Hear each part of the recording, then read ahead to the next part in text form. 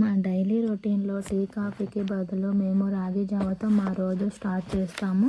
మా పాపకు కూడా అది అలవాటు చేశాము.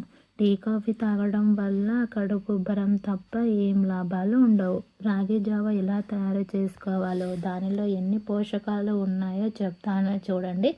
దానికి కావలసిన పదార్థాలు: రాగి పిండి, బెల్లము, పాలు, వాటరు. ఫస్ట్ అయితే గ్యాస్ వెలిగించి బౌల్ పెట్టి అందులో వాటర్ పోసి దానిలో బెల్లం వేసి మరగనివ్వాలి. 1 కప్పు తీసుకొని అందులో 3 టీ స్పూన్ల రాగి పిండి వేసి వాటర్ పోసి ఉండలు లేకుండా ఇలా బాగా కలపాలి. ఇలా చూపిస్తున్న విధంగా లూజుగా కలుపుకొని పక్కన పెట్టుకోవాలి. రాగి పిండిలో చాలా పోషకాలు ఉంటాయి.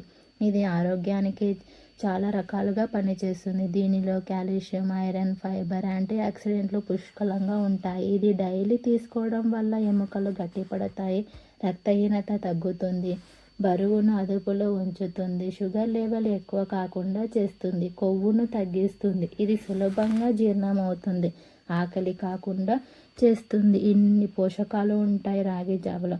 అలా మరిగేటప్పుడు కలుపుకొని పెట్టుకున్న రాగి పిండిని పోసి కలపాలి. తర్వాత పాలు పోసి కలిపి మరగనివ్వాలి. అంతలోపు బెల్లంలో కూడా ఐరన్, కాల్షియం, మెగ్నీషియం వంటి ఖనిజాలు ఉంటాయి. ఇవి శరీరానికి రాగి పిండిలాగే పనిచేస్తుంది. బెల్లం రోజు భోజనం చేశాక ఒక చిన్న ముక్కను తీసుకోవడం వల్ల జీర్ణం బాగా అవుతుంది. బెల్లం కూడా రక్తహీనతకు, ఎముకలకు బాగా పనిచేస్తుంది.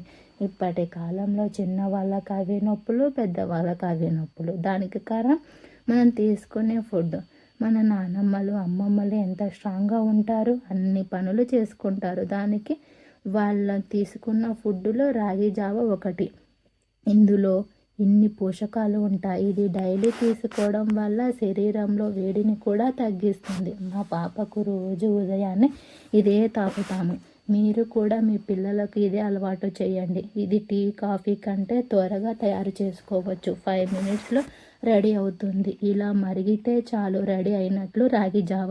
ఇంకా గ్లాస్లో పోసుకొని తాగడం. వేడిది గ్లాస్లో పోసుకొని తాగడం వల్ల నా నోరు కాలింది బాగా.